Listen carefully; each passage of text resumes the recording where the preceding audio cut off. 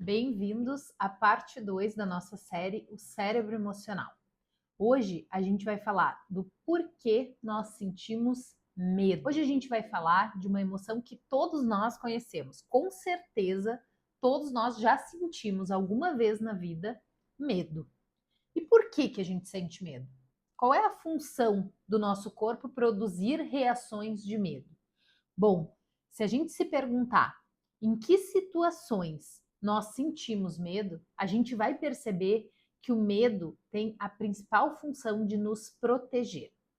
Pense você, se eu hoje disser que você vai ter que atravessar uma ponte com uma altura de 20 andares e a ponte é toda de vidro e tu vai ficar olhando para baixo, certamente, mesmo que você não tenha medo de altura, no momento em que você pisar nessa ponte, o seu cérebro vai fazer algo que você nem imagina. Ele vai simplesmente ligar reações automáticas.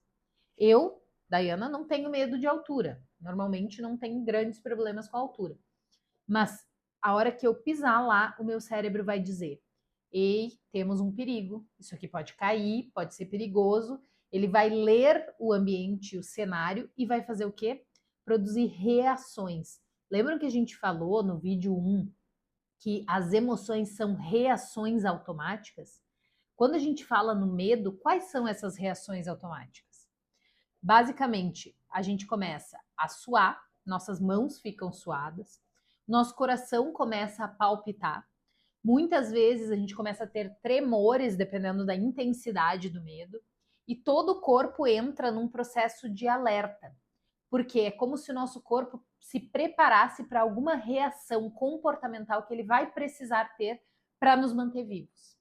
Então, essa função do medo de proteção basicamente é para nos manter vivos, tanto como espécie quanto como pessoa, né? Então, ter medo é uma função de sobrevivência. Por isso é tão importante e tem uma estrutura específica para o medo. Justamente pela função dele ser tão importante, é que existe uma estrutura específica só para ler se existe algum perigo no ambiente ou no nosso meio interno que possa estar causando isso. Essa estrutura se chama amígdala. Eu vou botar essa figura para vocês verem. Aquela estrutura colorida em rosinha é a amígdala. A amígdala é uma estrutura que parece um pontinho, é bem pequenininha e é uma maçaroca de neurônios que estão todos embolotados ali, mas ela é uma estrutura extremamente importante, porque ela não é uma estrutura super organizada como o nosso córtex, mas ela é uma estrutura de resposta rápida. Então, o que a amígdala faz? Ela vai ser como se fosse um alarme de incêndio do nosso cérebro. Então, quando a gente está vivendo a vida normalmente e a gente escuta, por exemplo, um barulho muito alto, a amígdala vai ligar. Porque ela vai dizer: espera, será que isso é perigoso para mim ou não? De onde está vindo esse barulho? Socorro. Ela já ligou o sistema. A amígdala ligou, quando ela liga todo um sistema junto com ela, que a gente chama de sistema límbico. E a amígdala, ela não pensa, ela só reage. Então não existe assim, ela não vai conseguir discernir se aquilo de fato é perigoso, se eu tenho alguma memória daquilo, a amígdala não consegue fazer isso. Então, por exemplo, se algo se mexer muito rápido, a amígdala vai ligar. Não importa se foi um pássaro que passou, ou se foi um vento que passou, ou se não era nada, mas se a amígdala entender que existiu alguma coisa, ela já ligou. E por isso a gente diz que o nosso cérebro reage muito antes de que a gente consiga pensar se aquilo de fato é perigoso. E aí, dentro da neurociência, já se descobriu que existem alguns sistemas que são muito importantes para a nossa sobrevivência. E esses sistemas são rotas cerebrais, de estruturas que se ligam e se falam para manter o cérebro funcionando. Um desses sistemas se chama FIR System, que significa o sistema do medo, as rotas do medo. Esse sistema vai ser muito importante para nos manter vivos e também para a gente ler o ambiente, tanto o ambiente externo, se tem alguma ameaça, quanto o nosso próprio ambiente interno. Porque se alguma coisa estiver me causando um desconforto interno, a amígdala vai ligar e vai pensar: será que isso é perigoso?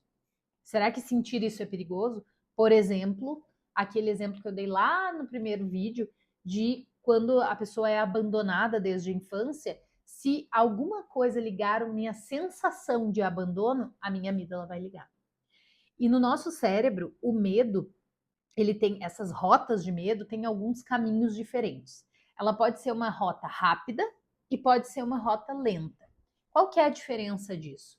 Basicamente, na nossa rota rápida é quando eu preciso responder rápido, eu preciso ter essa agilidade para não, por exemplo, vou dar um exemplo que eu acho que fica mais fácil. Se eu estou caminhando aqui e um bicho vem correndo na minha direção, eu não posso esperar vários minutos até o meu cérebro dizer: olha, este bicho deve ser perigoso, acho que ele é maior que tu, acho que é melhor fugir. Não temos tempo para isso. Então, existe essa rota rápida que é para nos manter vivos rapidamente. Essa rota conta com a amígdala, que vai ligar, obviamente, porque no medo sempre existe a amígdala, mas também conta com uma estrutura chamada tálamo. Vou botar aqui a imagem do tálamo e da amígdala, que é essa rota rápida do cérebro. Vocês veem que aqui eles estão bem pertinhos um do outro, a amígdala e o tálamo, porque eles precisam se falar. O tálamo vai ser quem vai receber o estímulo. Então, quem manda a amígdala ligar é o tálamo, porque o tálamo vai olhar para o estímulo, ele vai receber som, imagem, ele vai receber tato, temperaturas, tudo isso o tálamo recebe. Ele é um grande receptor dos sinais externos e internos do nosso corpo. E aí o tálamo vai dizer: ih, tô recebendo uma imagem aqui que eu não sei se é bom ou ruim. Manda para a amígdala. A amígdala liga, é perigo. Liga, liga que tá perigoso. E aí, a partir disso, a gente vai ativar um sistema que é um sistema rápido e automático, que se chama sistema nervoso autonômico, que é aquele que a gente fala sistema simpático. Ele não tem muita coisa de simpático, tá? Mas basicamente ele nos protege, porque ele é um sistema de luta ou fuga. Aqui tem uma coisa bem interessante, que foi feito um estudo há muitos anos com um rato e um gato, né? Onde o rato era ameaçado pelo gato. Então se descobriu que como é que o cérebro decide se dentro desse sistema de luta ou fuga, se ele vai correr, se ele vai lutar ou se ele vai se paralisar, né? Como é que o cérebro vai decidir isso? E aí se viu que com o gato e o rato dependia da distância. Então, quem fazia essa avaliação de distância é o tálamo. O tálamo manda uma mensagem assim: olha esse bicho, pensando no gato, né? Olha esse bicho perto de mim, o que eu vou fazer? E quando ele tá muito perto, o tálamo já entende assim: ih, não vai ter como fugir. Então, assim, a nossa melhor chance é o quê? Lutar. E aí o rato ia para cima do gato. Quando o gato estava numa distância um pouquinho maior, que dava para fugir, quando o tálamo lia aquela imagem, ele já mandava a imagem com: olha, nós temos distância para fugir. Ligava o sistema de fuga, acelera os batimentos cardíacos, bota sangue nos músculos, vamos correr. Já quando não se tinha precisão de se conseguiria, se tinha distância suficiente para fugir ou não, o cérebro buga e fica congelado. Por que eu contei essa história para vocês? Porque isso acontece conosco. Muitas vezes o tálamo lê um perigo e manda mensagem do tipo: vamos lutar, vamos enfrentar, ou vamos fugir, ou vamos congelar. Isso vai depender de como que o nosso tálamo está lendo os estímulos externos e internos e como que ele vai entender se dá tempo ou não de eu fazer alguma coisa. Depois existe uma outra rota que se chama a rota lenta. Nessa rota, a gente já conta com duas estruturas bem mais desenvolvidas, mais evoluídas e que vão pensar um pouco sobre esse medo. Essa rota, ela demora, aquela primeira rota rápida é milissegundos a resposta. Essa aqui demora alguns segundos, né? Quase que assim, quase meio minuto para responder. Por quê? Porque o tálamo vai ler o ambiente, a amígdala vai se ativar e a amígdala vai fazer uma resposta automática e ao mesmo tempo vai mandar um sinal lá para o nosso córtex pré-frontal. Vou botar aqui uma imagem do córtex pré-frontal e do córtex sensorial, porque aí nós temos duas leituras. Nós temos a primeira leitura, que é essa leitura rápida, sem muita distinção, e a gente manda essa mensagem para uma leitura mais detalhada. Então, quando eu estou lá na ponte de vidro, né, que eu tenho medo de altura, eu não tenho, mas começam as minhas reações. pela questão da altura e isso ser um problema, porque se eu cair eu vou morrer, o cérebro começa a ler aquilo, dá a mensagem automática, eu começo a ficar com aquele frio na barriga, aquela coisa estranha, e daqui a pouco passa. Por quê? Porque o meu cérebro mandou mensagem para o córtex, e o córtex disse assim, olha só, tem um monte de gente atravessando, a proposta é esta, é segura essa estrutura, não vai cair, pode atravessar. E aí o medo vai baixando. Isso é pela nossa rota lenta, mas por isso que demora alguns segundos. Por isso que quando a gente está numa montanha russa, quando a gente está numa situação assim, rapidamente a gente sente o frio na barriga. E rapidamente a gente sente todos os sintomas físicos de medo, mesmo sabendo que não existe um risco real ali. E aí, quando a gente consegue processar pelo córtex, aí a gente consegue baixar esse acionamento. Mas, claro, a montanha-russa ela já é pensada para gerar essas sensações, e quando a gente está processando, ela já faz um looping duplo e a gente sente tudo de novo.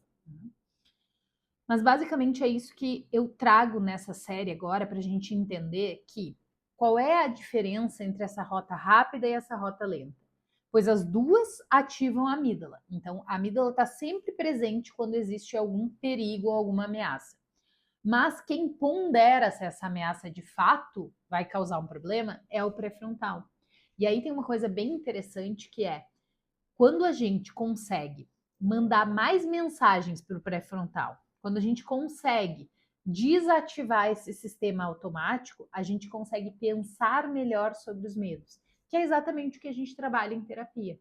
Né? Por exemplo, quando a gente fala em medos mais específicos, como por exemplo fobias, a gente está falando de um medo que é irracional e que é automático. Então, como é que a gente trata isso? A gente expõe controladamente a pessoa ao seu medo e a partir disso, quando vai começar as reações automáticas, a gente faz uma técnica de respiração, uma meditação para mostrar para o cérebro que aquele estímulo não é perigoso. Então, basicamente, a gente lida com os medos todos assim, né? Só que muitas vezes na terapia de esquema a gente faz exatamente isso. A gente expõe a pessoa ao abandono, por exemplo, e quando ela tá lá sentindo abandono, a gente desativa esse sistema para que ela entenda que aquilo não vai se repetir daquela forma, daquele jeito. Então, quando a gente fala em medo, a gente precisa pensar que existem dois tipos de medo. Existe esse medo que é instintivo, que é esse medo, por exemplo, de altura.